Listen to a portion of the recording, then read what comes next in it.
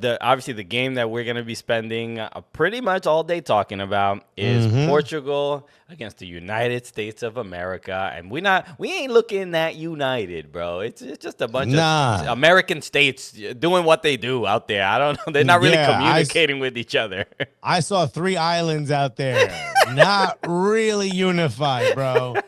That 0-0 against Portugal, bro. We said it on this very show that if the U.S. don't beat Portugal, it would be a catastrophic failure.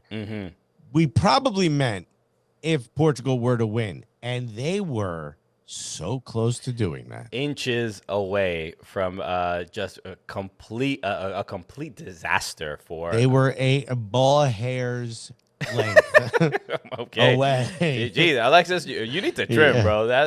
Christian's like, they were 6 feet away. I'm like, wait, what? Why is your ball hair so long? No?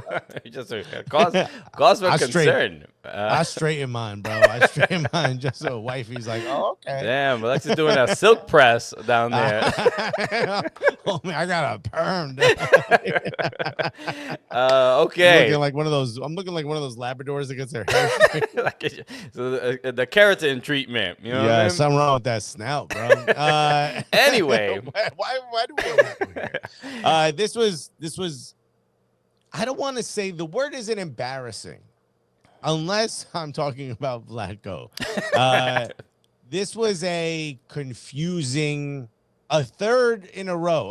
confusing game in a row. So frustrating. You know, we get on Vlatko for not making subs, and then the homie brings in a 38-year-old in the 61st minute. Which I thought that was the smartest thing he did. I mean, let me I say think she this. was impactful in a way, but I'd rather her in 20. You feel me? No, I get it. There was better people to bring in at that time. I gotta just put this out there. I have to apologize to Vlatko Andonovski. I have to apologize publicly to him because I was upset about his lack of substitutions in the game against Netherlands. But I just realized I was apologizing for the wrong thing. I was upset about the wrong thing. What should you have been upset about? What should have been upset about was that this man tactically has no clue what he is doing. I was upset about the wrong thing. The subs are just the amuse-bouche of problems. Yes, you're worried about the cough, not about the disease. Correct. I see. What I'm learning is yes, we did see more substitutions. We saw Megan Rapinoe in this game. Look, the substitution still came kind of late, which is already whatever. We know tactically that is the move, but the game overall, I mean, just the high press. First of all, this is I would assume that this might have worked in '99. This might have worked in 2003. Like this might have worked in some pinche training that y'all did, but we hit no big competition. But no, now as far as now, every World Cup we're always talking about when are the other countries going to catch up? When are they going to catch up? They are caught up. Portugal, this was their first World Cup, bro. This was their first World Cup, and they took it to us. As far as it makes me think. I don't know if you've seen this clip of Alphonso Davies recently. He was on some podcast and he was making an example about how when he first got to Bayern, like he just talks about like a lot of kids, they think that you have to play like Neymar to be a professional footballer. You have to like know all the tricks, know all the moves. You got to be like that to and that is how you define a footballer. And then when he got to Bayern and he was playing against Thomas Müller, he was like, "Yo, this dude is slow.